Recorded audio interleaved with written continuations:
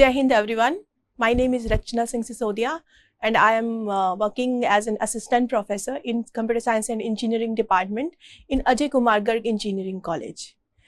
So today I would give the introduction about the data warehouse housing, and the subject we will discuss today is data warehousing and data mining. The code is BCS 058. So first we need to understand that what is data warehouse. So as we know that data is very much important to take any kind of decision, either it is related to the operational or business or any technical kind of decision. So first the organization is considered to maintain their data. It is related to historical data or current data, etc. So data warehouse is it is a decision support database that is maintained separately from the organization's operational database, and it support information processing by providing a solid platform of consolidated and historical data for analysis. As I have told you that data is very much important for any organization to take any kind of decision, and by analyzing it and by processing it. So it is a repository of multiple heterogeneous data sources organized under a unified schema at a single site to facilitate management decision making. It contains the data from various resources, but that's why I have written it heterogeneous data, because sometimes the data are relational to each other. For example, if I pick a data about the about any product, so it can be related to the name of the product, name of its date of its purchasing, and its sales data. So the data is stored in data warehouse or any database should be in a relational form. It is a subject oriented, integrated time variant and non-volatile collection of data in support of management's decision making process.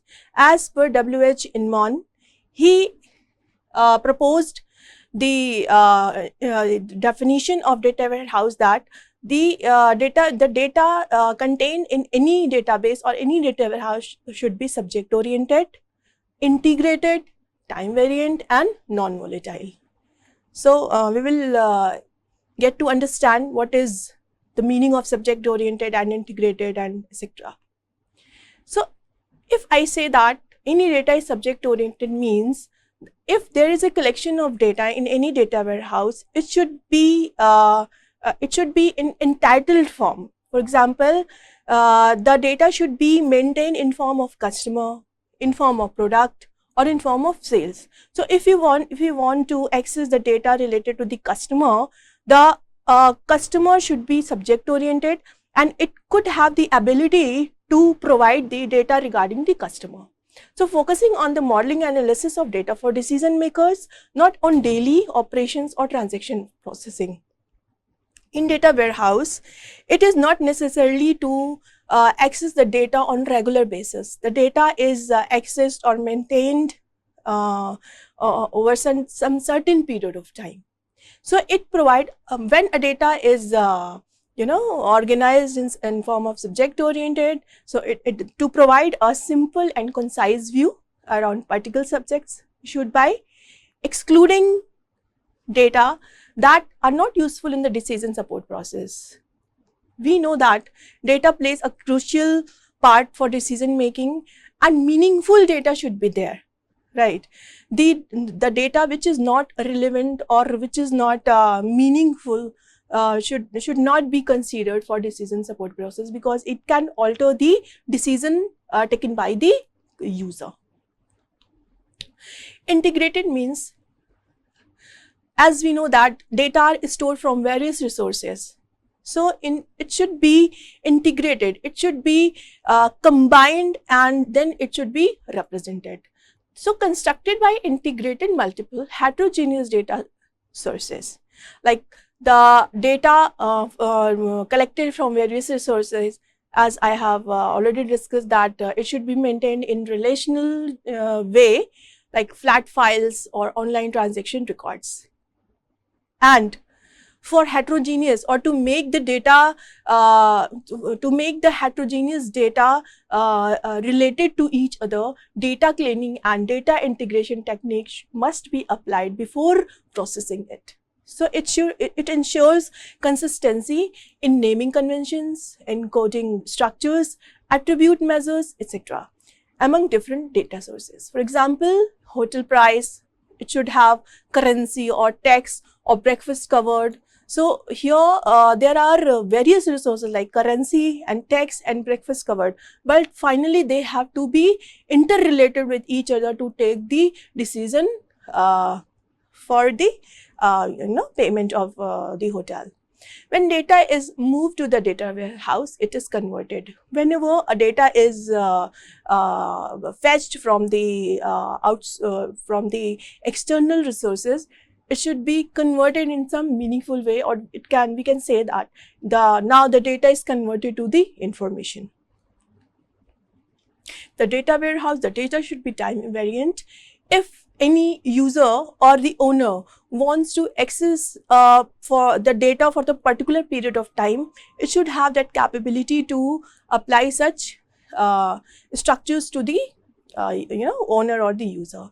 So time horizon for the data warehouse is significantly longer than that of operational systems. Operational database, current value data, data warehouse data, it provides the historical perspective. For example, for any organization, for example, let's take a business for sales and sales of product of any shop. So if the owner wants to retrieve data of from past 20 years, right, so it should have the capability to provide such kind of ability to the owner. So the data warehouse should be time variant. So every key structures in the data warehouse contains an element of time, explicitly or implicitly. So there should be some key, like there should be some it is a kind of key, means some clue that it can fetch the data as per the time mentioned. The data warehouse non-volatile. As we know, the data warehouse it contains the bigger amount of the data, and it should be non-volatile. Non-volatile means that the more data should be added to the database, except there shouldn't be the provision to delete any data. I'm not saying that data can't be deleted. It can be deleted using various SQL MySQL queries, but this is not the efficient way. This is not the proper approach to maintain the data warehouse. The tendency should be to add more and more data to the data warehouse. So a physically separate store of data transformed from the operational environment. Actually, a data warehouse contains the meaningful data in some organized manner, because it is going to make decisions for further processing. So it should have more and more relational data in the database. So operational update of data does not occur in the data warehouse environment. So it does not require transaction processing, recovering and concurrency control mechanisms. So requires only two operations in data accessing: initial loading of data and access of data. So basically data warehouse provides the loading of data after cleaning up or truncating the unnecessary data, and further to the user, it is actually providing the required data to him or her. So the question arises, why is separate data warehouse required? So high performance for both systems. For DBMS, that is database management system, This is tuned for OLTP. OLTP is online transactional processing. So there are access methods, indexing, there should be indexing, concurrency control, and recovery. And for warehouse, that is tuned for OLAP. OLAP is online analytical processing. So it requires complex OLAP queries. And of course, because I just told you that the data are from heterogeneous, the data is stored in heterogeneous manner. That is, the data are actually fetched from various resources, and they are relational kind of data. So there could be have multi-dimensional view, and just because warehouse accepts such type of functionality, right? So different functions and different data are there. So if in case of missing data, decision support requires historical data, which operational DBs do not typically maintain. As we know that data warehouse contains the historical data. So sometimes for decision support, sometimes the current data does not contain the sufficient data. So in that case, the historical data fetched from the data warehouse makes the decision making more efficient. As we know that database do not typically maintain such type of functionality. Data consolidation. DS requires consolidation, like aggregation and summarization of data from heterogeneous sources, data warehouse. And if we talk about the data quality, so different sources typically use inconsistent data representations, codes, and formats, which have to be reconciled. So here we will discuss about the architecture of the data warehouse, and since it has the different layers of the architecture, so it is considered as a multi-tiered architecture. So there are three tier here, or we can say that the layer are there. So this is, we can say that this is the way the data is getting fetched to the data warehouses, and the operational databases and external sources. The data is collected from the external sources on the operational databases. External sources can be the informational sources that provides the information about any data. It is first collected from various databases or various resources, and then extracted, clean, transform, load, and refresh. So there are various tools embedded here to make the data clean. Clean means there shouldn't be any redundancy, there shouldn't be any replica of any data. The data which is not required for the decision making to that organization should be washed away. So there are various tools embedded here to make the data actually meaningful.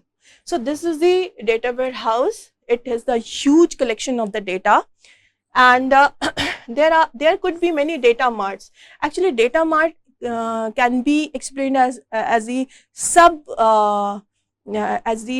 sub part of the data warehouse, and it could be subject oriented or related to any time variant kind of thing, or contain any homogeneous kind of data. So this is bottom tier data warehouse server. It can be looked as the backend tools for any organization, and the data is monitored and administered by the owner of the organization, right? Now, once the data is loaded to the data warehouse, it is then further transfer for the OLAP processing. OLAP is actually online analytical processing. That there could be many servers in which where data are stored, and various and through various analytical processing, the data can be further represented in form of some decision making presentation, like the data can be fetched through various queries, or can be represented through the report, and data is analyzed here on the basis of the various parameters. And data mining can also be done, like fetching of data which is actually needed for the user, and this complete tier can be seen as the front end for the users. So this is, you know, the consolidated data, or we can say the well managed data that is presented to the users to take any decision. So this is the multi-tiered architecture of data warehouse. So if you talk about the data warehouse models, it can be defined as the enterprise warehouse, data mart, or virtual warehouse. Enterprise warehouse, as we know, that it collects, maintains the complete information about the subjects, spanning the entire information. It means it has the complete information about the entire organization to which it is mapped. Second, we have data mart. It is also a center of the data where the data is organized and can be stored and can be further represented. As we said, as we know that it is a subset of corporate wide data. It is a small, it is not equivalent to the data warehouse. It is kind of, small centers where the data is stored in some more managed way, right? So that is value to specific groups of users. As I've told you, it could be like subject oriented or time variant. It could be organized in any manner. So its scope is confined to specific selected groups. It will give the clear picture of some particular subject. Okay? Then it will help the users to make the sufficient, or we can say that efficient decision. They are independent and they can be dependent. They can be directly from warehouse. So data mart can be independent, like independently they can be served, and also sometimes they are related to the data warehouse. So one more model is there, like virtual warehouse, where a set of views over operational databases. Only some of the possible summary views may be materialized here. That is that gives the virtual, we can say, view of the warehouse. Now ETL is considered as the very important part of this data warehouse, because at the bottom tier, that plays actually a significant role for fetching the data, because data are data is actually presented in the external sources and from the operational servers, but to getting the data related to that particular organization is important here. So for that, data extraction, data cleaning, data transformation, loading of data, and refreshing, like updating the data time to time. So data extraction, get data from multiple heterogeneous and external sources. This is like extraction of the data, means getting the data which is required for the any organization. It could be in heterogeneous manner, and it can have multi-dimensional view also. So that is important. And the main part of these tools are that it should load, it should extract and load the sufficient amount of data to the data warehouse. Next, we have data cleaning, like detection of errors in the data, and it should be rectified when it is possible. Data transformation, convert data from legacy or host format to warehouse format. It is not necessarily important that the data already stored is in the same format in which the warehouse is actually maintaining. So that is important. Otherwise, it will create chaos to access the data. So conversion is very much important. That is called the data transformation. And then load is like sorting of data, summarize if required, and then consolidate. And it should have the ability to view the data among multi-dimensional data. It should check integrity of the data and also build indices or partitions if required. Making them indices and partitions make easier for user to view the data or to fetch the data. And as per the time to time, the updation of data is very much important. The data warehouse are not actually, they are not getting updated regularly. They are getting updated after some 6 months, quarterly or half yearly or annually from the user side. Now, metadata repository. Metadata is like data about data. So there are various possibilities of metadata in data warehouse, because the data is actually stored in a relational and multidimensional view. So it stores description of the structure of the data warehouse. It should have some schema. Schema means in some format, and there should be some proper view. There could be multi dimensions of the data. They are maintained in various hierarchies, and they should have some derived data definition, data mart locations, and the contents of the any subject oriented. Operational metadata is like data lineage, like history of migrated data and transformation path should also be maintained here. Currency of data like active, archived or post, monitoring information like warehouse uses, statistics, error reports, and audit trails. So as we can see that data are updated periodically, whether it is related to the usage or either it is form of statistics. Some audits are also going on after some period of time. And the algorithms used for summarization to maintain the data in summarized manner. Some formats are used, that is called the algorithms. The mapping from operational environment to data warehouse, how the data is actually mapped from the external environment to the data where that is important. And the data related to system performance like warehouse schema, view and derived data definitions. And business data like business terms and conditions, ownership of data and charging policies. So we can see here that for any particular data, any data, there could be various relational databases, that is called the metadata. So for each data, some other information is also there, and it should be maintained regularly.